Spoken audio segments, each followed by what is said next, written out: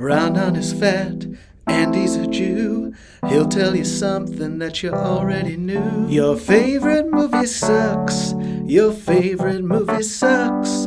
American Beauty or Forrest Gump, your favorite movie sucks. We are back with another episode of Your Favorite Movie Sucks. We're here today with a great comic, Liz Glazer. Thank you, Raanan. To talk about her favorite movie. And you were dying to talk about this. And I wanted to, I appreciated your passion because it's a movie that, I don't know if it's a lot of people's favorites. Sure. But it was definitely beloved at the time. Yeah. Jerry Maguire. Yeah. Now, we always like to begin by saying, where were you when you first saw this movie? Sure. I was in Orlando on a vacation trip, like a trip with high school friends. Okay. So I'm 45 years old. Yeah. And so when this movie came out, which was in 96. Yes. We were, I guess, like on winter break, like from high school. Okay. And one of my friends' families, like, I don't know, owned a hotel. It sounds so weird maybe to say that, but like, so we were high school children who stayed in a hotel in Orlando. And I think we did go, there's Epcot. I think we did something like that. Yeah. And saw Jerry Maguire. Epcot's like the boring one. That's the museum one. Sure. Really tricks you. Yeah. Because the other ones are really cool. You go to Epcot, and after a while as a kid, you're like, wait a minute. Yeah. This is just like a museum. This is bullshit. Give me the Magic Mountain. Totally. You know? And I don't even remember the specifics of any of it except the movie. Wow. Really. And also, I didn't mean to say like it's bad to own a hotel. I just mean like, I didn't, Sorry, we don't have a lot of hotel owners. Sure. You're not gonna offend anyone. But I don't have a lot of hotel. Yeah. I do have the CEO of the Plaza. He does. So you saw it in Orlando, and did you connect to it right away? Yeah, I did. I remember. So my best friend, I mean, all the people on the trip actually continue to be very close friends of mine. Good. We have a group chat, and it's like very alive, the friendships. And one of the people in the chat on the trip in my life is my best friend from first grade, Shira. And I remember Shira had seen the movie with her family before, and she said to me before we went to see it, and she was like, I'm just telling you, it's really good. Like it was a warning. And I didn't realize that she would not only be telling me that my future favorite movie was good, but also like I watched this movie when I first started stand-up, which was 13 years ago. I would watch it before I went on stage every time. Really? Yeah. Wait, the whole movie? Yeah. You mean you watch it at home and then go to the show? Yeah. Oh, wow. Yeah. And what did it do to you? So, I mean, at that time, and I know from watching one episode of this podcast that you have like an element of like, why is this your favorite movie? And so I don't mean to jump the gun on the question, but like when I was starting stand-up, I was also leaving a job. And I think that that's not for nothing, right? As my therapist would say, and I love when she does. Yeah. Because there was a lot of resonance about like doing like I have a great spot for an unexpressed person with something to say. That's like protagonist city for me. An unexpressed someone who had to express something and they had something important to say. Yeah. And I felt that was me and is me. And I don't mean it like, and now I'm fully expressed and done. Right. But like, to me, stand up, like people have different moments that it hit for them. And I feel like I'm sure we've all heard like various stories on podcasts and from friends and stuff. But like for me, it was like less about, the laughs were intoxicating as it was, I can just be completely honest. So you're saying stand up was your mission statement kind of thing? Like that moment when he writes a mission statement? Yeah, I think that's true. You think it planted the seeds for stand up a little, or no? Because I mean, that's interesting. I hadn't thought about that because like I did see it in 96 and then I did stand up much later. But like, no, I think it was more that I watched it again around when I did stand up, and I was like, oh God, like this is expressing. Yeah. So you felt this need, and the movie captured that. I think so. And also I remember I did have this overlap period before I quit my job. And I think that this movie was probably a big reason that I quit my job. Wow. So this movie really is like defined your life. Like in a way. You're like your life has imitated this movie. Well, when you quit your job, where you're like, who's coming with me? Who's coming with me? Yeah. Where were you working? Well, I worked at Hofstra on Long Island. What's that?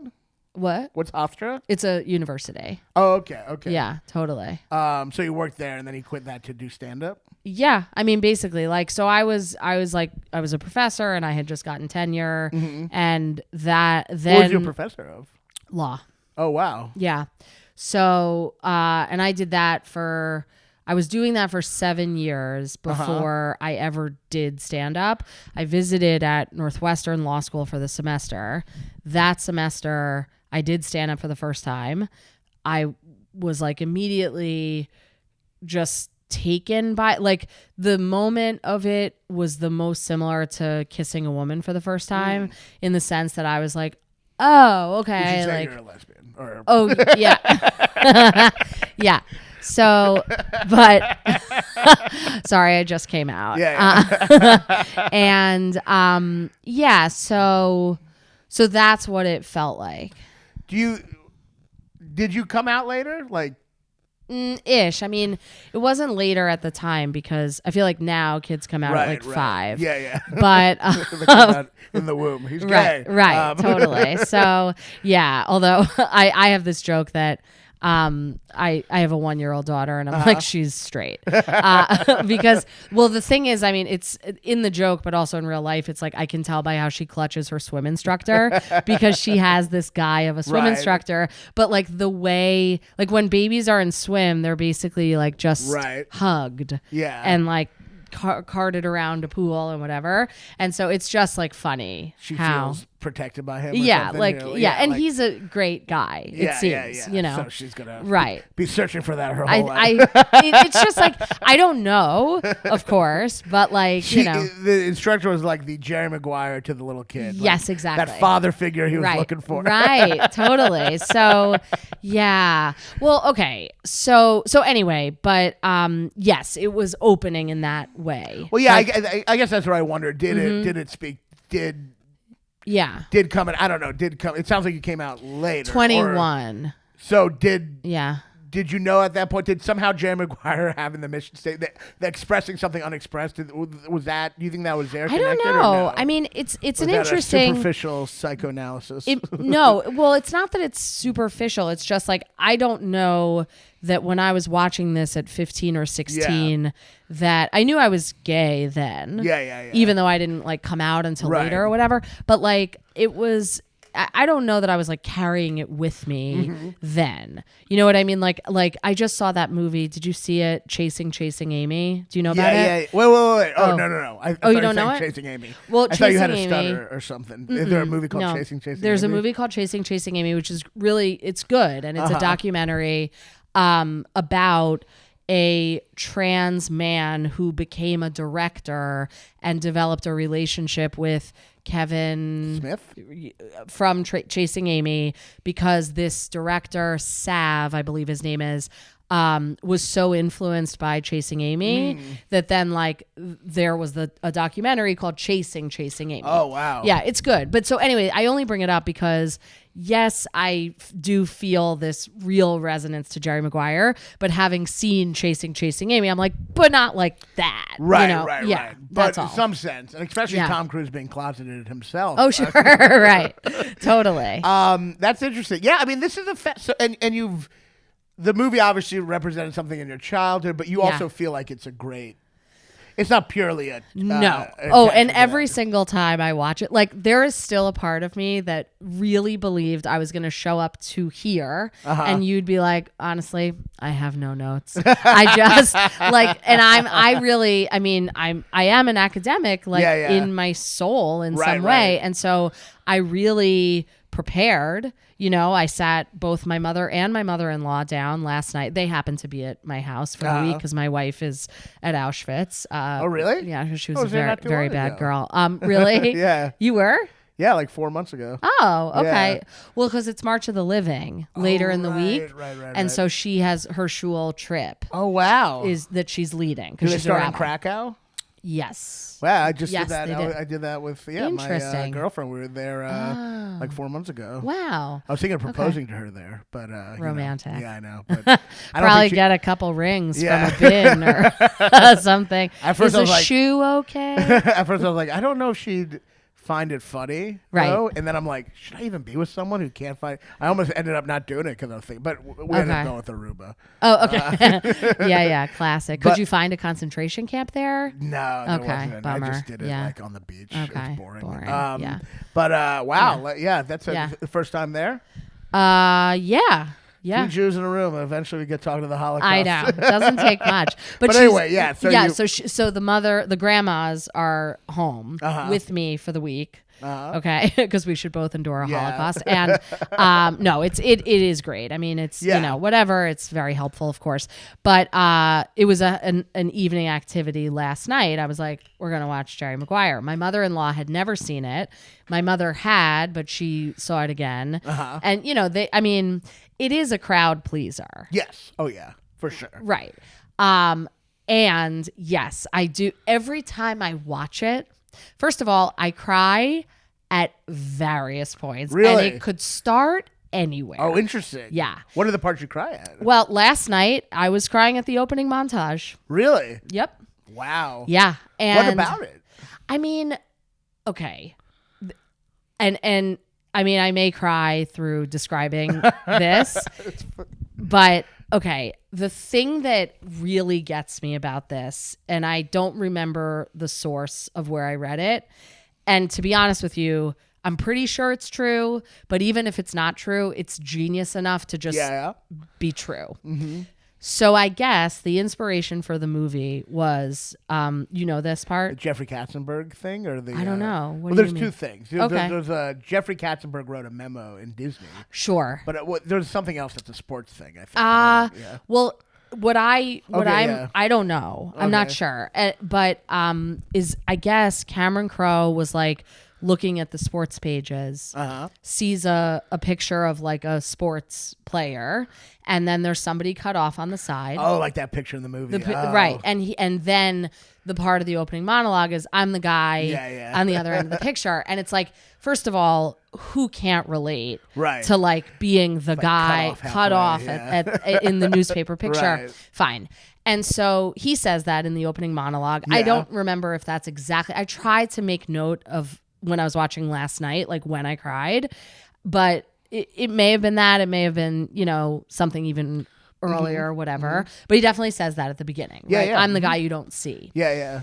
And then jumping to the very end of the movie, when Rod, has the big injury, gets up, it's this triumphant moment, whatever.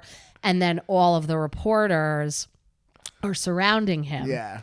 It is very and moving. He is looking for Jerry. But then if you notice, Jerry comes, they hug, and all of the reporters are around them. Yeah. And so there would be no way of him getting cut out of the picture. Oh, wow. That's beautiful. It is, right? Yeah. And so I love the movie for those elements of like writing symmetry. Right. Where it's like, that's gorgeous. That's the arc. Right.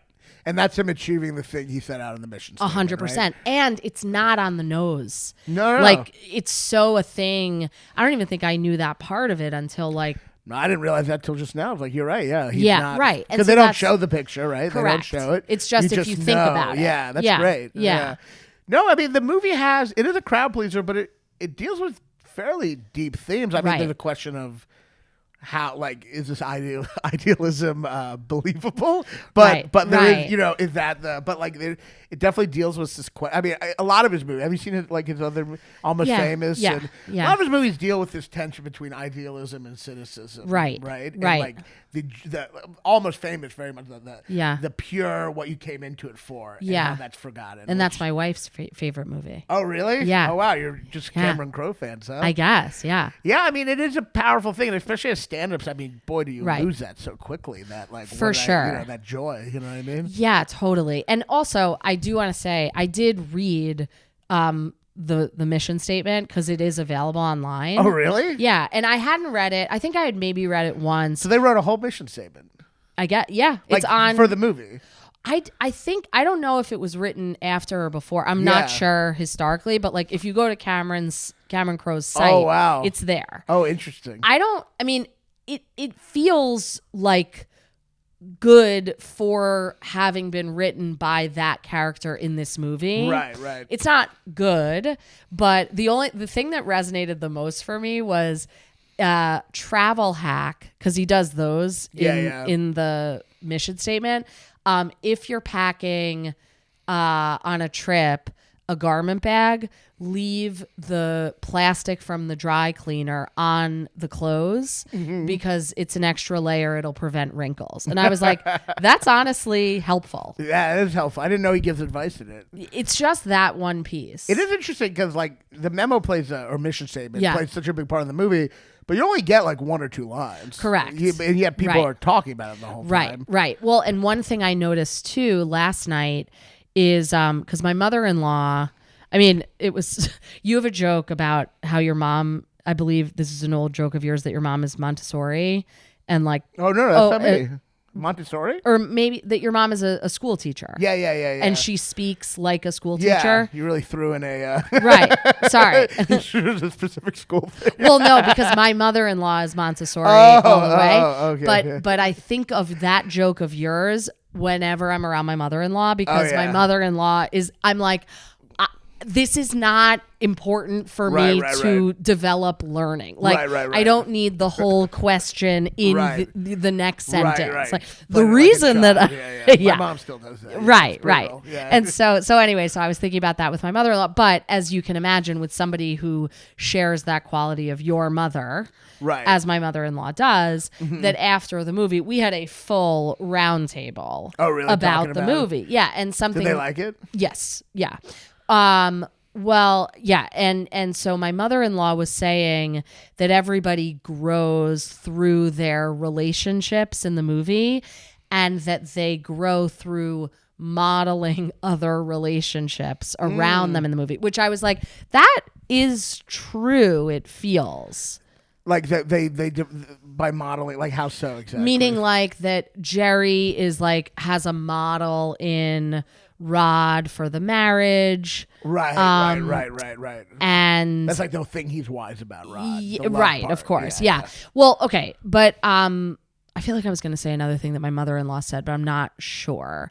But, a thing that I thought was great too, that I noticed last night, is also the way that Jerry was such a sidelined character, both in the picture but in general. And at the very end, one of the sports people, they have all the cameos from like this, I don't know any, Troy Aikman is the only one that I know, but where somebody's like, I loved your memo, that like then he's like the star at the end. Yeah. No, I mean it is like the movie is like what his mentor says. It's about personal relationships, right? Which I also thought, by the way, I was reading the script as I was watching last night. Wow, you really did your homework. You really are a law professor. Well, I don't mean it to like I'm showing my homework too. Very impressed. But I didn't realize that first of all, that guy in real life is a law professor. Oh, really? Yeah, his name is something Jussum.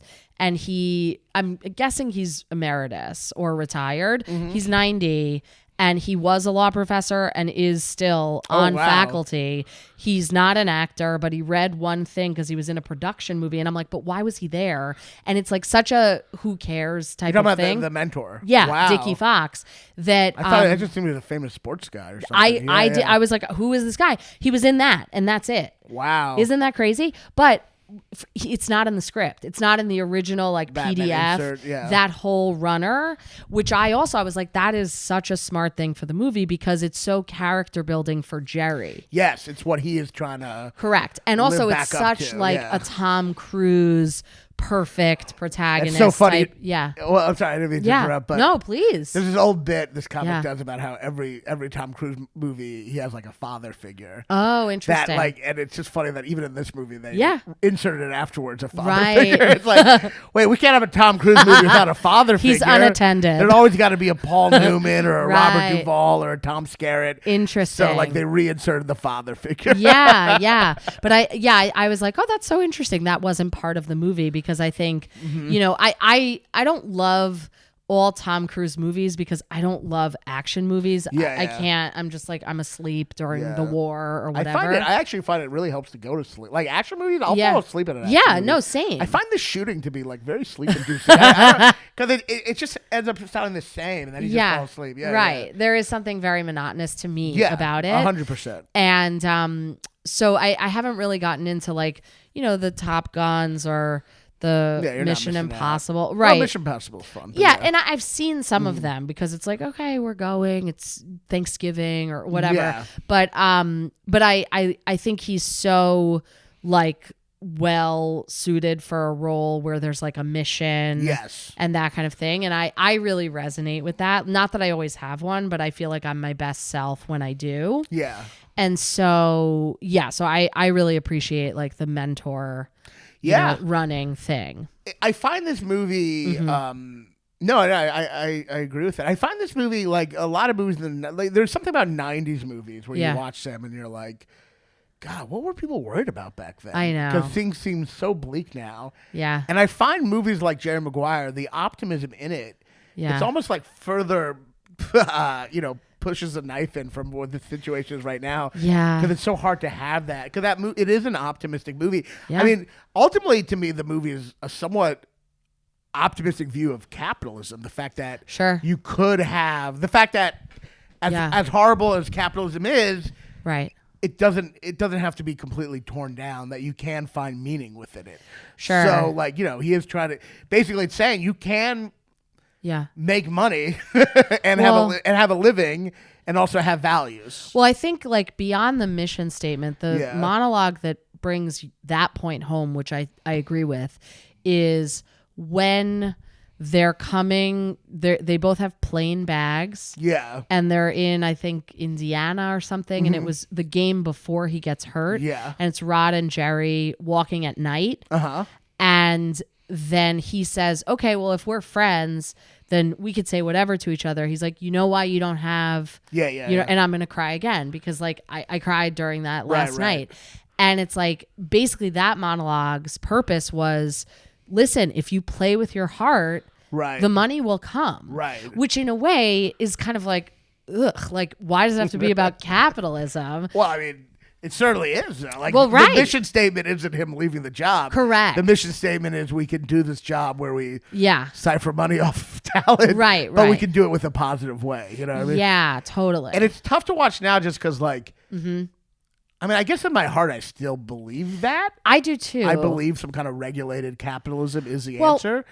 But it also looks very bleak that capitalism has led to this. I mean, the analogy that's coming up for me is like, honestly, what porn does to sex is kind of like what, like, you know, that's a great analogy. Like a billionaire culture of money does to capitalism. Unregulated cultures. Because it's like the anal fucking. Right. Where it's like, okay, I guess that's the same thing, but it's like not. It's like gross. Yeah. Like right. You can put some regulations. Right. You can't have you can tax billionaires and have capitalism. Right. And I don't really, you know, I know you do, like delve into that like material wise. I don't really, but I don't feel like I know that much about the ins and outs of capitalism. That's really more what I mean.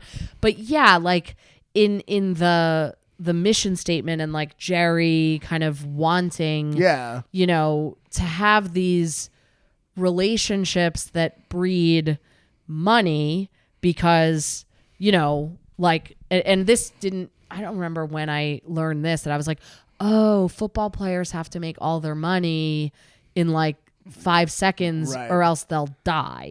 Which I didn't know that until, I don't know, maybe it was like 10 years ago or something, which I was like, okay, that makes sense. And that's why his first contract is like nothing and whatever.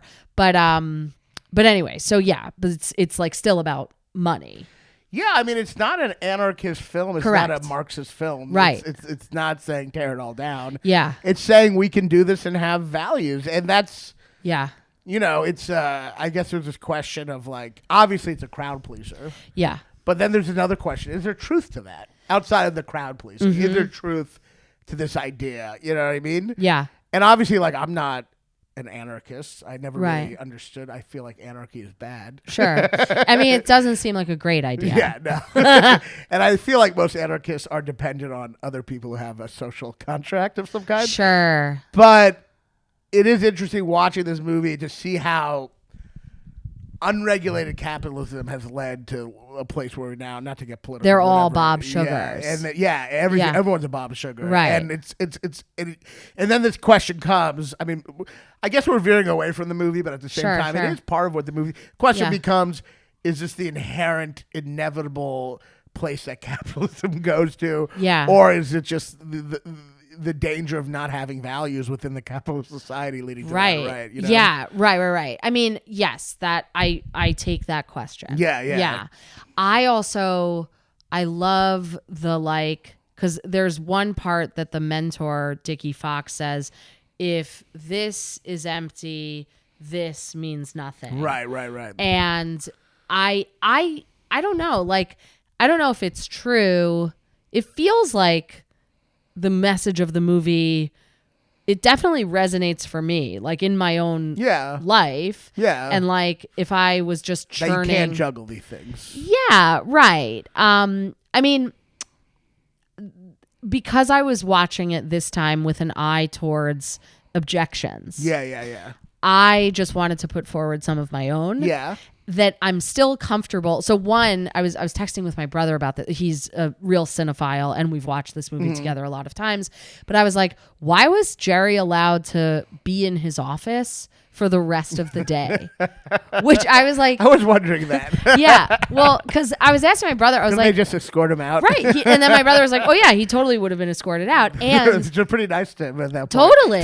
To give him the office to let him poach or try to take his clients. He's just taking all of our clients. It's pretty nice of him. And that's a great point. And then like, you know, I get that like that's the reason that he's able to have the big meltdown, the amazing scene, who's coming with me, whatever, the fish, and then we see the fish at the end of the movie. Well, he could have done that without having 2 hours to, or like 3 hours to like literally tying up their phone lines. Correct. Right. Like literally tying up their phone lines with their company. Yeah. Totally. Maybe there's a rule there, like if you're fired, you still get to have 5 hours to get I feel like it was. I felt that's a great point. Like there were enough points in the movie, and because I was reading along, I was like, oh, that was such a smart thing that they said. I'm trying to remember specific examples, but like there was some stuff in the intro monologue that I'm like helpful. Like there was a couple times that they said the word job and in the script, and then they got rid of job, and it was like something about like career or life, and I was like, that's such a better edit because it makes the stakes are so much higher, right? And I felt like they did such a good job, or whatever, they did very well with like editing for that, and I was like, they should have had a just a sentence of like, you can finish the day, because it makes no sense. No. But I mean, I guess if you had that sentence, people are like, why is that sentence there? And then it makes you realize the problem. Right. Which you only got to on like probably your 40th viewing. Right, exactly. Totally. They're like, by the way, you can for 4 hours. that might have brought attention to the problem. Yeah. Or that like they wouldn't have had, I mean, it's a great moment when he's like, when Sugar is firing him and he's like, a noisy restaurant, so there won't be a scene. And you know that it was something that Jerry had said to him when he was like training him or whatever. And so I like that moment. I think the restaurant scene is really good in that way, with like the happy birthday, kind of in the background. But they could have just done it at work, then he's there until the guards come. But you don't get that him running through traffic on the call. Right, that's true. Right. Which was exciting, you know. And I mean, he's so, whatever you want to say about Tom Cruise. I don't mean you specifically. Yeah. Like, I'm not saying like I'm a huge whatever. Like, I don't really think about my Tom Cruise fandom or not. I mean, he's definitely great. He's so good. I mean, he's definitely a perfect sports agent. Totally. And like just the ability that he has like on those phone calls. I mean, to his credit, Jay Moore was also good on the calls. Yeah, and Jay Moore is also, as an actor, one of the most perfectly obnoxious, smug performances 100% of all time. Yeah. Like, that is the most smug. Yeah. Just the way he's smiling and laughing at it all. It's just like, that is one of the great. Yeah. I mean, to be fair, it's so good. I'm like, there's no way Jay Moore is not an asshole. Totally. Right. That had to come from like him. It can't be that he's that good an actor. But that is, goddamn, is that one of the great smug villains like, of you all hate time. him. Yeah, and just the way he's like, oh, what a just piece of fucking shit. Totally. Yeah, I mean, the only question is like, watching it now, now that I'm older, I'm like, kind of feels very wildly irresponsible for Renee Zellweger to leave her job as a mother of a child who has medical problems. I know. Yeah, right. At the very least, glasses. Yeah. I mean, he's barfing on the plane. Does he have medical? It's so easy. Have you seen As Good as It Gets? Yes. It's very easy to like confuse these movies sometimes. Sure. They both deal with the trope of the single mother with a kid who's vaguely sick. I guess he's very sick and As Good as It Gets. Okay. Maybe he's not really sick here. But well, no, the only reason. Asthma or something? Yeah, no, he barfs on the plane. Yeah. And we see he has glasses. Yeah. So those are glasses at least are real. two. Well, I was just, It's the first. They really destigmatized the whole glasses thing. Totally. This movie showed, if anything, that a kid can be really even cuter with glasses. Yeah. I mean, he's amazing. Oh, he's incredible. Yeah. And it's. It is also like. For all the like it is obviously like Bonnie Hunt is correct and amazing. Yeah.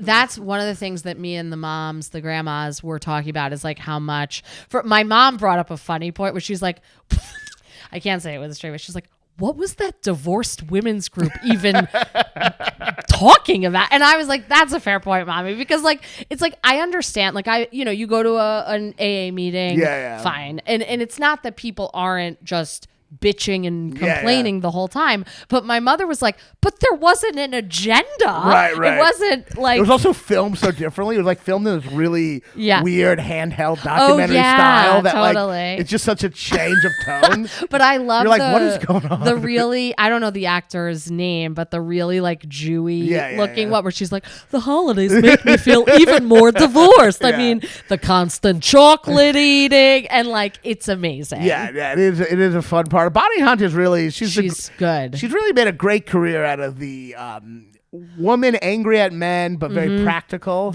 cynical, and distrustful. Yeah, Yeah, totally. And just always mad at some man. Yeah. Like whether it's Jumanji, she's always been like she's always annoyed by a man. Yeah, and feels like that disillusioned woman. You know what I mean? Yeah, totally. And like she does such. I mean, she's always like the sister or friend in the rom-com trying to talk the woman out of it. I would love that kind of a career and a role. Yeah. I mean, she was just like you. I loved her in this. I thought, No, she's great. Yeah. It's so funny. They're all great. I mean, the character development is incredible. I mean, they even develop. I forgot it's Peter Skarsgård. He's so unrecognizable. Manny. Right. They even develop him. Like he's at first you're like I'm not clear if he deep down wants to fuck Renee Zellweger or the kid. It's like unclear. Right. I know. But I guess he's really into Renee. It's like unclear for a bit. But he's really into Renee Zellweger, and even him like. The fact, it's kind of a really interesting psychology that he can't fuck Renee Zellweger. Yeah. So he gives Tom Cruise a mix. Yeah. So he could like imagine being part of it. Right. I'm like, they even develop this weird character. You know what I mean? Yeah, totally. Well, Cameron Crowe is one of those directors who develops all the characters and gives them all interesting like. Right. And it is, I mean, I think this movie, you can look at it as a the personal relationships in this movie, it feels like an antidote to a lot of big commercial movies. Even though it is a commercial movie, right? It's almost saying like we could make commercial movies while still caring about people. Yeah, which is what Cameron Crowe has always been about. Right. So many commercial movies ignore that, and this movie really is about the relationships between people and how they grow. And that it's probably as I don't know this one way or the other, but like one just hypothesis is that it was as blockbustery because of the sports. Right. And it's a rom-com about a bromance. Yeah. Because, I mean, of course there is the Renee Zellweger and Tom Cruise storyline, which, first of all, my love for this movie, it's still my favorite, and I don't believe anything about their love. No. Yeah, it's very like she's just well. First of all, you're right. It is more about him and Cuba Gooding Jr. Totally, because they kind of get hot and cold. Yeah, I forget that Renee Zellweger is just waiting for him to like, like she's literally like from the beginning just waiting for him to just be with her. Yeah. So it's like this awkward thing. Yeah. Where she's like, I don't want to fuck it up. I really want this guy. Yeah. So it's just like a little awkward. There's not that usual thing where the woman's sick of the man. Right. You know, there's just like she's like there for him the whole time. Yeah. And then even when he grabs a tit, all the move which is wild. Literal I did that sexual once and the girl harasser. never talked to me. I didn't know you weren't allowed to go for the tit. Sure. But which that part's hilarious, by the way. Yeah. When he's like, I feel like Clarence Thomas, and she's like, no, not at all. I might not sue. Yeah, I want you to harass me. Totally. Well, she's great in this movie because, side note, just because this is like a fun story that's not available to my knowledge anywhere, but one time I was in an acting class. And also I was going to Soul Cycle around the same time. Uh-huh. And one of my friends from Soul Cycle was going on a third date with Parker Posey. And one of my friends... a guy? Yeah. That's so funny. I'm friends with a guy who dated Parker Posey. Really? It's not Justin Barat, is it? Mm-mm. Okay. Yeah. Wow. Now we are both friends with people who have dated Parker Posey. Interesting. Wow. I probably should have said a name. But no, it's okay. Yeah. But anyway, so my friend from Soul Cycle was like, hey, and he knew that I was like in acting or something. And then he was like, oh, well, I'm going out with Parker Posey tonight. And I was like, okay. And then my friend Eve and I, who were in acting class together, and Eve was staying at this guy Kevin's apartment at the time, but Kevin was away. And Eve was like, we should make a party and tell your friend to come by. And we should have tried that. I regret not thinking of that. Oh, well, we did it. Yeah. And it worked. She came by? She comes by. First of all, best line of like that type of a situation. She comes in. She's like, I'm the celebrity guest. And it was like amazing. But the reason I bring it up is we were talking and somehow I think I might have said that my favorite movie was Jerry Maguire. She's like, oh, I was up for the Renee Zellweger part, which I'm like, that is the best piece of trivia. Interesting. Because like that movie would have been the weirdest movie. No, that would not have worked. Right. But it's like a hilarious, like counterfactual, just imagining her in that role. It's so opposite. Like Renee Zellweger is such this like sweet, caring, patient person. Totally. And it is weird. There is no, you're right. It does, well, Rob, it has a lot of problems. With all Hollywood movies. Yeah. There's always a trouble where someone is way hotter than the way they're supposed to be. Sure. Like Renee Zellweger is gorgeous. Yes. But we're supposed to treat it like she's kind of not, like she's like maybe like not as hot. Sure. That to the point where Tom Cruise like completely ignores her and doesn't even give a shit. He really likes the kid more. I mean, it's actually like he does. He likes the kid more. Yeah. I for a while you kind of think, is he just going to be with her just to be around the kid? Right. He's the one who wants to fuck the kid. No. And but like even when she dresses for that date. Yeah. Which is actually a really embarrassing moment that she's not embarrassed by. I know. She's like in this full black gown. She looks amazing. Amazing. And Tom Cruise is dressed, and that's a big. Right. That's how you know someone is not into you. Yeah. When there was a girl I was going to meet for like one night. I didn't know it was a date or not. Okay. You know, and then she came, and just from how she was dressed, I knew it wasn't a date. Okay. She was wearing like sweatpants. She was wearing like a hoodie that just said "not gonna fuck you" on it. Right. Like, you know what I mean? Like, Right. So like right there, like that's a very embarrassing moment. Yeah. And Renee Zellweger's like, oh, whatever. He's so nice. It's Right. just weird. It has none of that. That tension, really. Yeah. Okay. I agree. And for as little as I believe in their love or their chemistry, great goodnight kiss. Great goodnight kiss. Which, I mean, I don't know what's in Scientology that makes Tom Cruise like that good at those kinds of moments. That it's Cuba Gooding Jr. That's what Baby. Yeah. But like he that, is very good, yeah. That goodnight kiss, I'm like, that works. Like, it's because he's gay. Straight people don't have romantic. It's like animalistic. Yeah, but like that specifically, I was like, okay, because I was really looking at it through this lens of like, I don't like them together. I never have. All the years that I've been watching this movie, I've never been into that part. Because also like the quotable quotes, every single one of them that people know the movie for, I'm like, trash. But also that famous quote reveals the problem with the relationship. You have me at hello. Really? He didn't really All he does is say hello and like this maybe pedophile, sexual harasser who's your boss. There's no suspense. There's, you know what it is? There's no like equal power. Like she's just like waiting. The first time she meets, she's in first class and she's like, wow, whatever the lucky gal married to him. Yeah. She's just praying that he'll be with her. Yeah. Which is weird because we're so used to rom-coms where like the woman is equally annoyed by the man. And that's just not the case here. No, not He's at like all. not into her. Right. And she's like waiting the whole movie for him to just, and then he comes in and she's like, honestly, I would have been with you. There's just like no suspense to it. It's wild. Totally. Like, yeah. as good as it gets, I think it works more interestingly because in that, like, he actually likes her and it takes a long time for her to, like, actually, it's actually a great romance because it takes a long time for her to, like, deal with him, you know? Yeah. But this, she's in love with him. Like, yeah, but to her credit as an actor. Yeah. Because I do think that she's great, yeah. She's really good. And, like, I mean, the writing, I think, is great. Yeah. There are great jokes throughout. Yeah. Oh, of course. And, like, she's able to, not just her, but, like,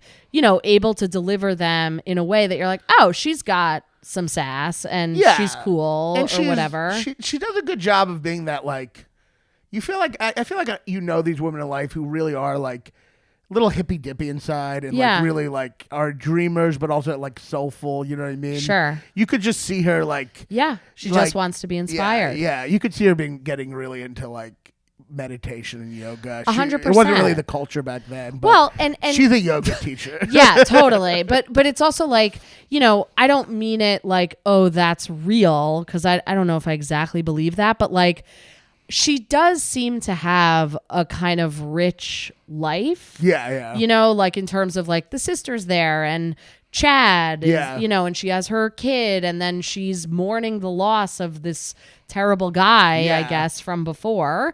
But maybe, I don't know. It's like I know a fair number of female friends who I grew up with who are kind of like, and then he's fine about the husband. Right. And it's not like they're, I don't know, they don't want to do anything about it. I don't think they think about doing anything about it. But it's like generally not what movies are made of. No. Because what's the point? Right. But in this movie, I don't know. I was like kind of a little, not necessarily rooting for them, because You Had Me at Hello is ridiculous. Yeah. It's a ridiculous proposition. I mean, the rest of his speech was not great either. The only thing that was great about it was that it was set in the divorced women's group, which was a really funny choice. And he steals a line from the deaf person. That's not right. Oh, wait. Yeah. You complete me? Totally. I forgot that part of that. It's just someone else's line. Right. Yeah, that's true. But I mean, it's just like, it's a fine relationship. It's just, it feels like she's a woman who's been affected by rom-coms in a rom-com. Yeah. Because like usually in those movies, the woman is like, has attitude and like, but like, he is her boss, and she just wants nothing more. It's a very traditional. It's a centrist movie, and there's a very traditional like she needs a father for her son, and he is great with her son, right? But I mean, it's cute. But I also think like it is tough because I do feel like they treat her like she's not super hot. That's like every Hollywood movie. We have to remind ourselves. Oh, everyone's treating her like she's like 7 when she's like a 9 or a 10. You know what I mean? Totally. And so like you just forget that. Like she's fucking hotter than Kelly Preston. You know what I mean? R.I.P. I know she died, right? She's great. That's a hilarious, one of the funniest sex scenes ever. Though it is a funny sex scene. I will say, I know this is like it feels nothing makes Tom Cruise look gay. And he's a Jew. He'll tell you something that you already knew. Your favorite movie sucks. Your favorite movie sucks. American Beauty.